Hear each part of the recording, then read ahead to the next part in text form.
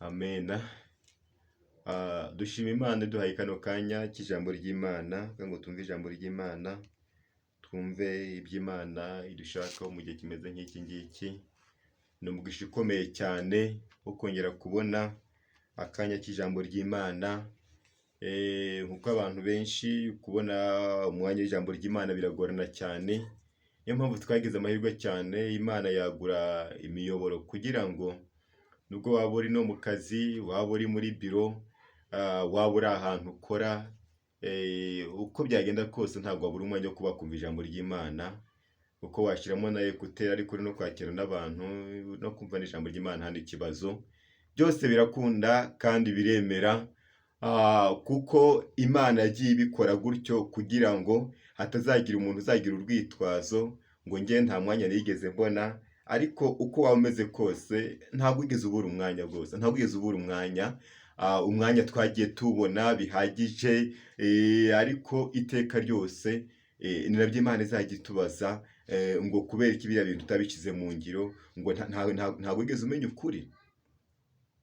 Nicyo kibazo rero, reka dusenge Imana tuyishimire cyane maze dukomeze no kumva ijambo ry'Imana, nk'uko biba bitegure cyane muri aka kanya.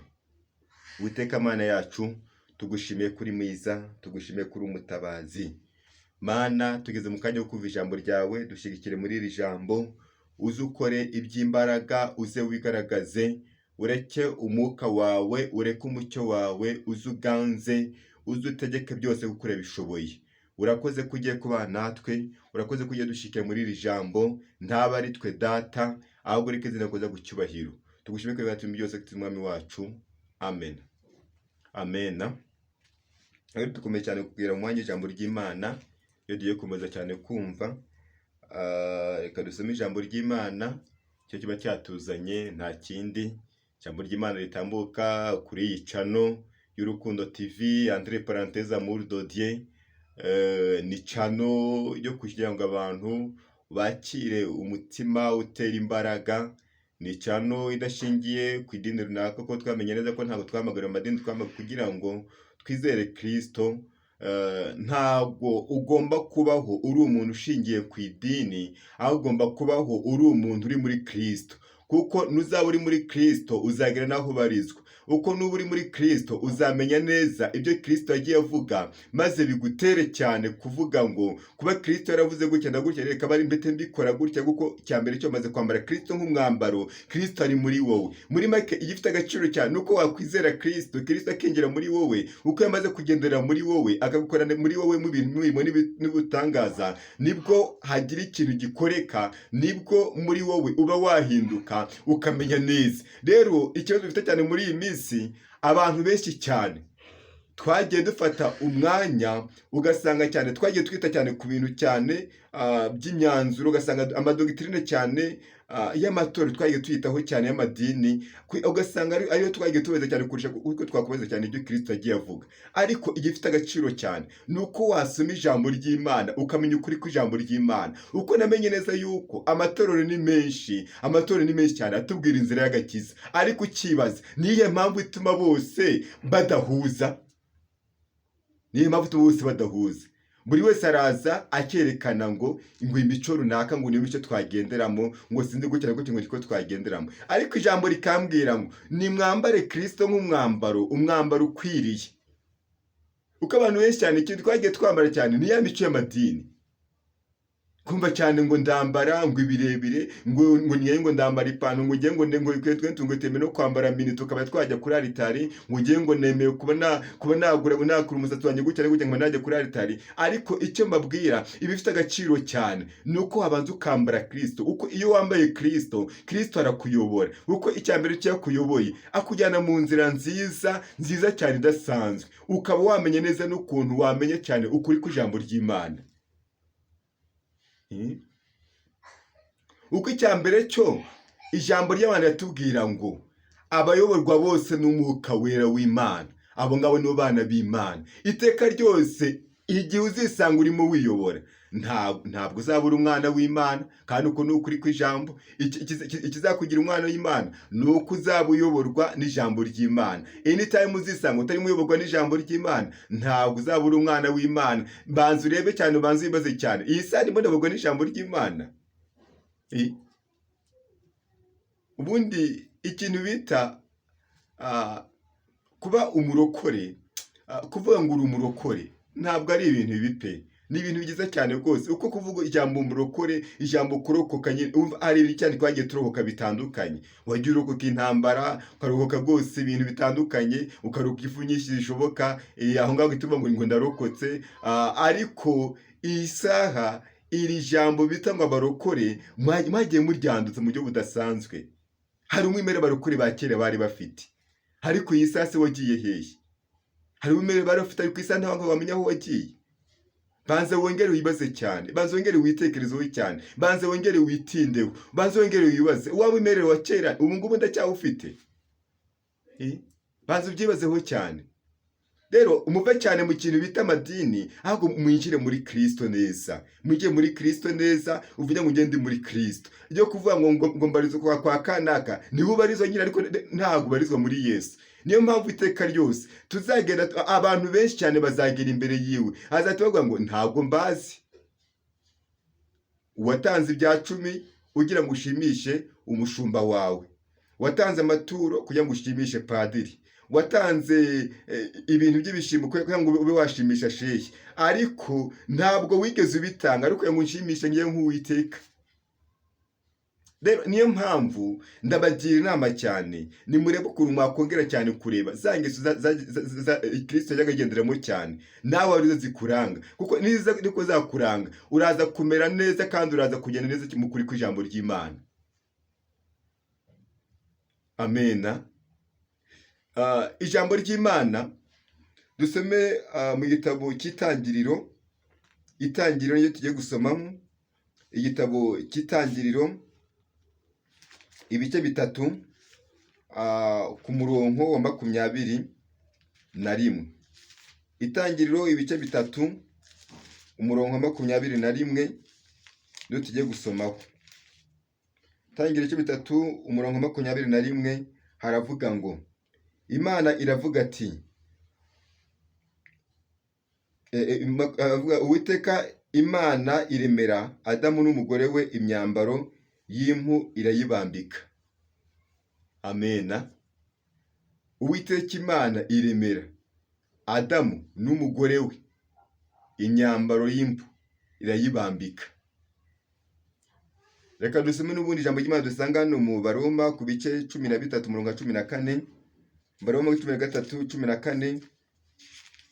Abaroma 13:14 hari amagambo avuga. Abaroma 13:14 haravuga ngo 13:14 haravuga ngo ahubwo mwambare umwami Yesu Kristo, kandi ntimuhe urwaho imibiri yanyu ngo ibone uko ikora ibyo yifuza. Amena. Turi kwijambo kwambara Kristo nk'umwambaro ukwiriye. Imana ikudodera umwambaro ugukwiriye, kuko umwambaro uri kwambara ntabwo ugukwiriye. Umwambaro uri kwambara ntabwo ugukwiriye. Rero iri jambo icyambere cyo twamenye neza nuko Adamu wa mbere akimara gucumura, Imana yakoze pula yo kuba yategura Adamu wa kabiri. Adamu wa kabiri uzaza kuba yacungura umwana w'umuntu, ari we Yesu Kristo. Ini pula cyane Imana yari yiteguriye, kuko yafashe Adamu iramurema imushyira mu ngobyi ya Edeni, maze Uwiteka arebye abona yuko Adamu adakwiriye kuba yaba wenyine, maze imuremera umufasha umukwiriye. Ubundi umufasha niwo kugufasha muri bya bintu byose byagiye bikunanira, agomba kuza akagufasha nta n'ikibazo. Niko bigenda. Ubundi umufasha agomba kuza akaba yagufasha muri bya bindi byose, niko bigenda iteka ryose. Muri make afite hari imbaraga zindi Imana agiye imushyiramo, hari ubundi bubasha Imana agiye imushyiramo bwatuma agenda, bwatuma akaba yagufasha muri bya bindi byose wowe byagiye bikunanira. Amena. Noneho Uwiteka amuremera umufasha umukwiriye. Muri make urumva yuko umufasha yari amukwiriye. Amen. Bitavuze ko hari abantu bafite abafasha batabakwiriye. Barahari. Hari igihe wagira umufasha atagukwiriye. Uyu ushobora kugira uwo ufite urasanga atagukwiriye pe. Ariko icyo nkubwira ngo uwo mugabo Imana yamuremeye umufasha umukwiriye, ni Imana nayo ubwayo irabihamye. Kandi ibivugira mu kanwa kayo yuko yamuremeye umufasha umukwiriye. Maze imuhereza ibintu byose byo mu isi ngo abiyobore abitegeke. Maze uwo mugabo arakomeza, Satani araza asanga umugabo yagiye mu tuntu tumeze nkaho to kwitembera gutyo bisanzwe, umugabo ntabwo yari ahari. Satani asanga umugore. Niyo mpamvu iteka ryose ijambo ry'Imana dusaba kuba maso cyane. Buri wese agomba kubera maso mugenzi we.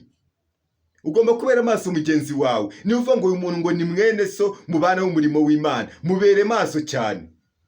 Aho wabona agenda gutya, reba uko wamufasha abe yagaruka neza mu nzira. Wongere umubere maso cyane, kuko abantu benshi cyane iteka yose ubona mugenzi wawe arimo aragwa mu bintu bitandukanye, ugasanga kugira ngo bamufasha byibuze muri ya nzira, aho ugiye kugenda wirirwa umuvugavuga. Ariko iyo ifite agaciro cyane, maze wibaze cyane, twese kuko turi abana b'Imana, ni gute bigenda gutya?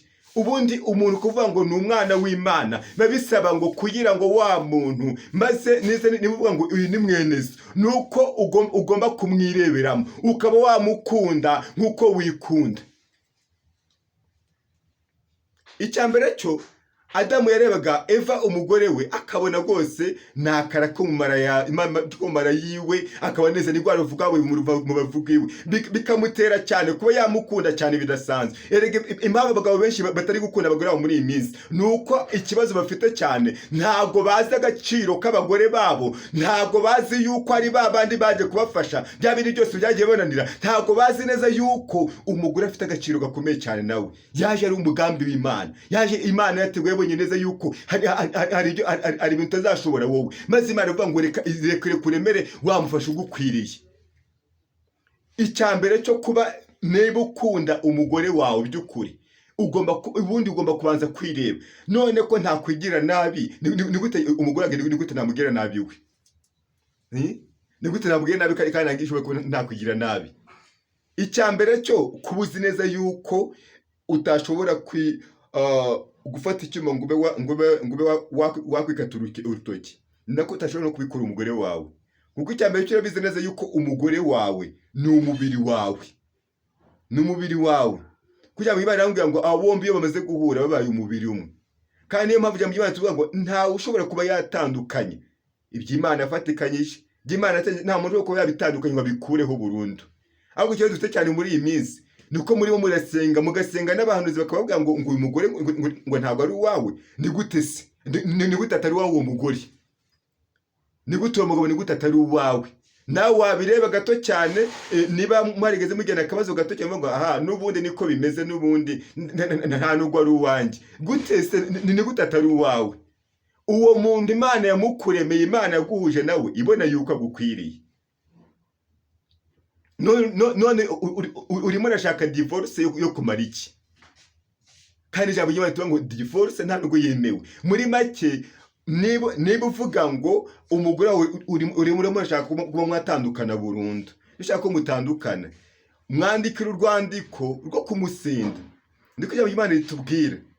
Ariko igihe cyose wemere kuba wamusenda ariko mufatiye mu busambanyi, anytime utamusafatiye mu kintu cy'ubusambanyi, ntabwo wemere kuba wasenda umugore wawe.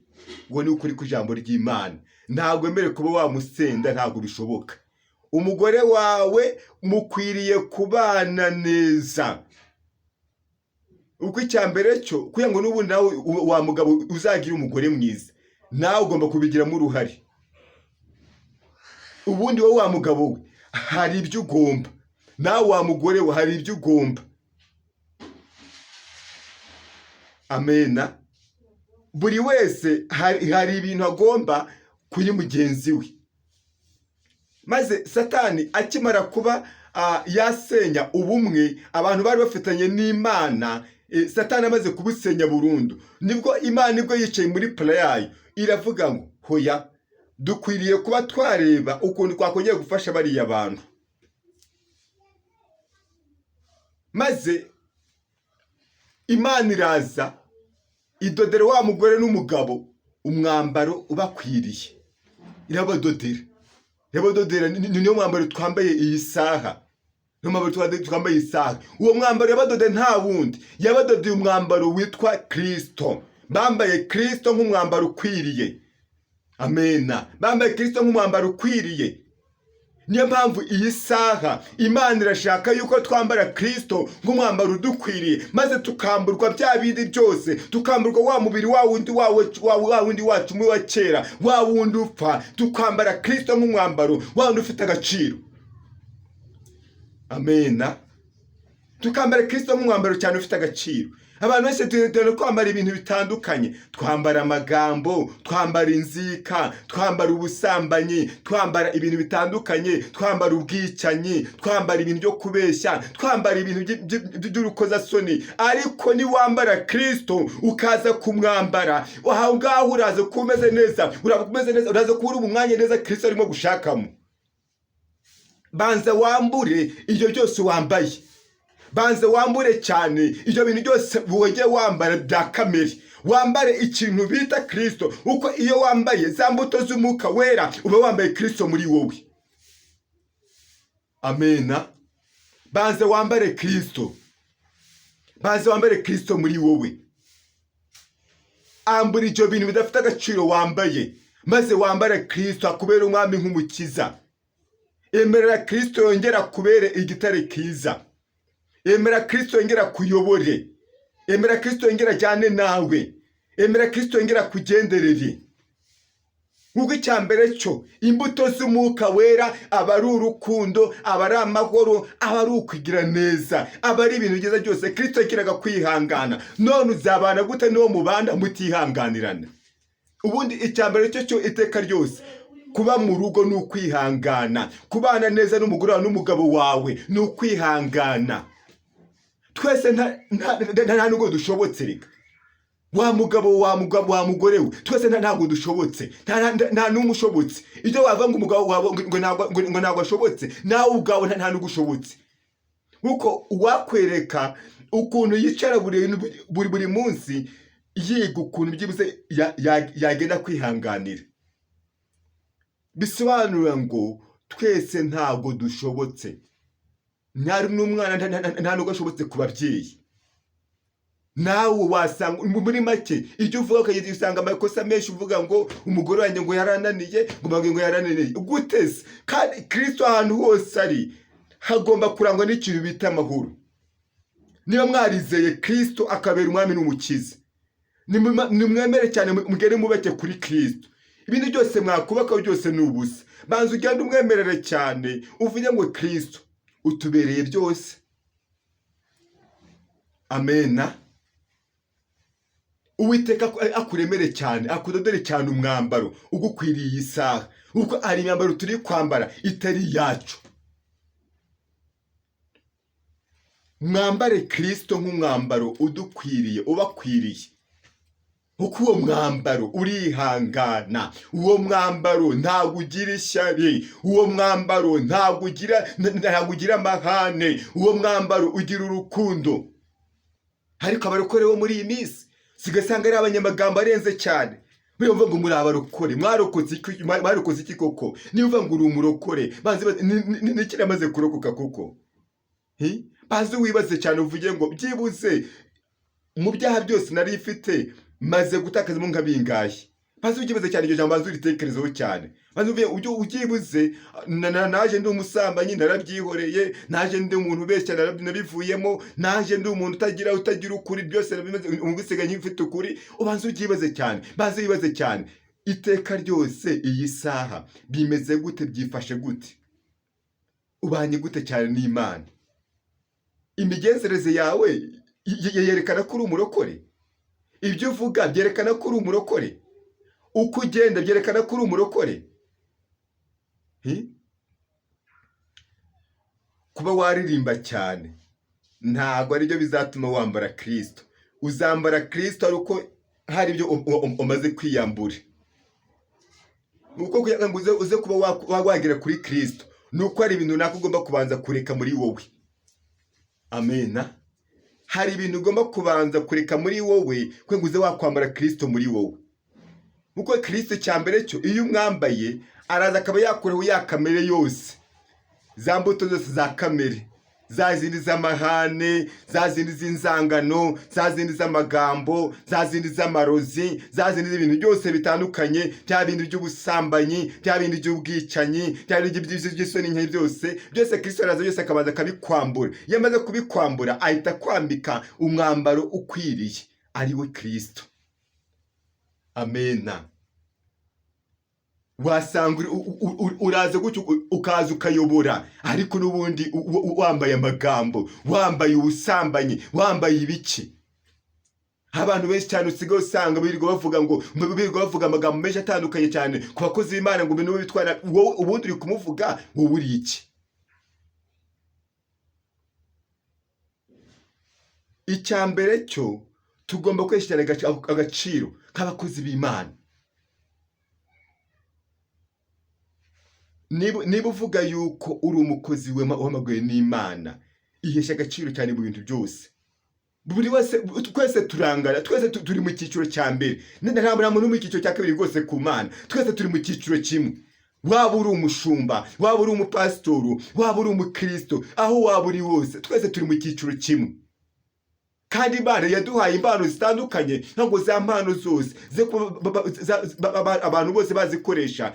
Ari wowe uzubwirize, ari wowe uzuhanure, ari wowe uzusenge, ari wowe uzuyobore, byose ugasanga zose kuko ari impano zose Imana ko yazitanze.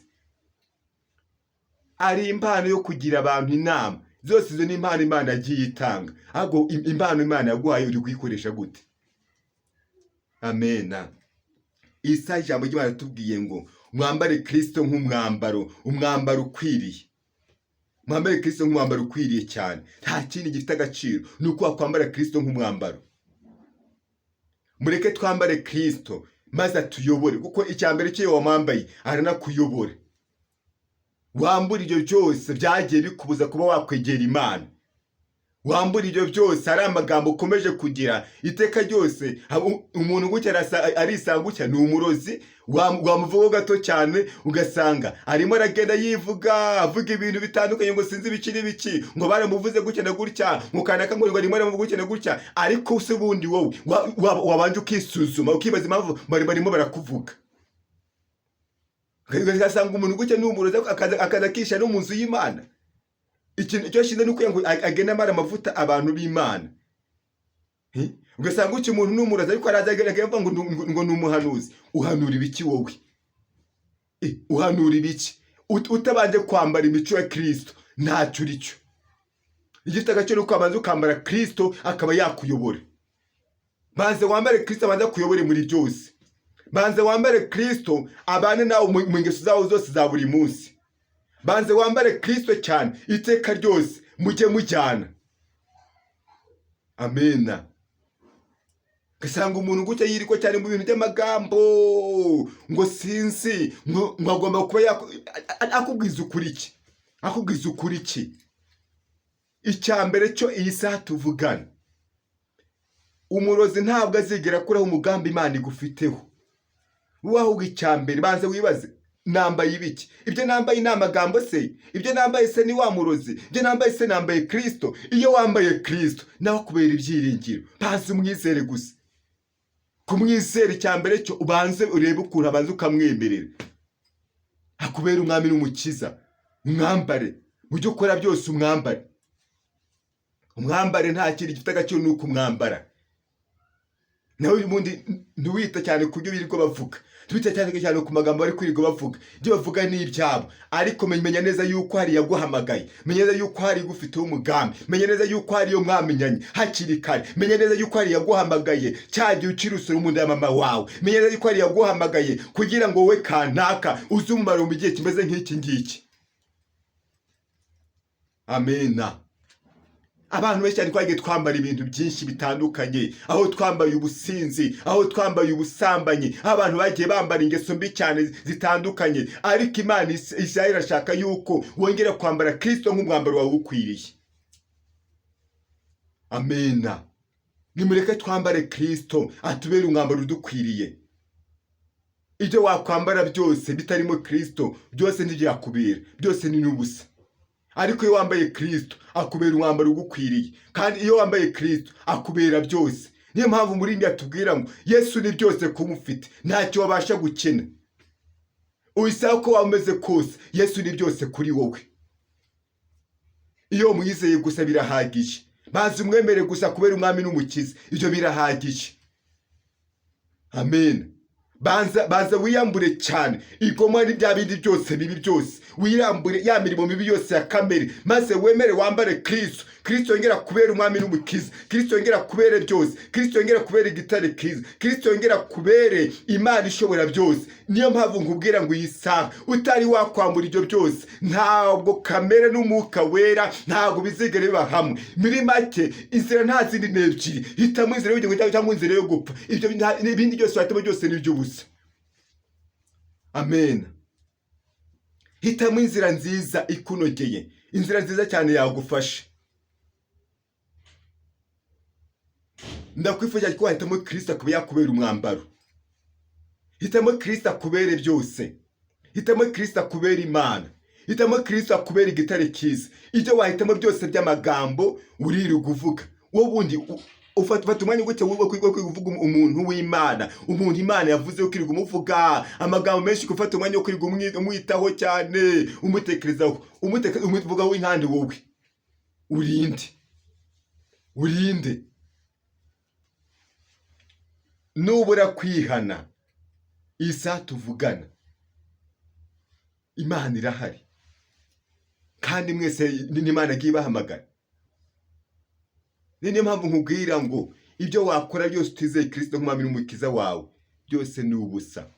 Banza wizere Kristo, ubanze umwemere cyane, banza umwemere nk'umwami n'umukiza wawe. Ibyo wakora byose utamwizeye, ibyo wakora byose utamwiringiye, byose ni ubusa. Ariko Kristo yiteguye kuba yakubera amaso.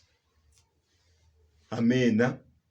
Tugeze ku musozi w'iri jambo rero, ariko icyambere gifite agaciro cyane, ambura ibyo byose waba wibitseho, maze wambare Kristo akubere umwami n'umukiza, kuko n'umwambara azajya ahora kuyobora iteka ryose. Imana ibahe umugisha, mureke dusenge. Ariko cyane ugira icyifuzo gikomeye cyane cyo kumva ko wakwambara Kristo, kuko nuza kumwambara uraza kuba wambaye rwose umwambaro mwiza cyane ukubereye.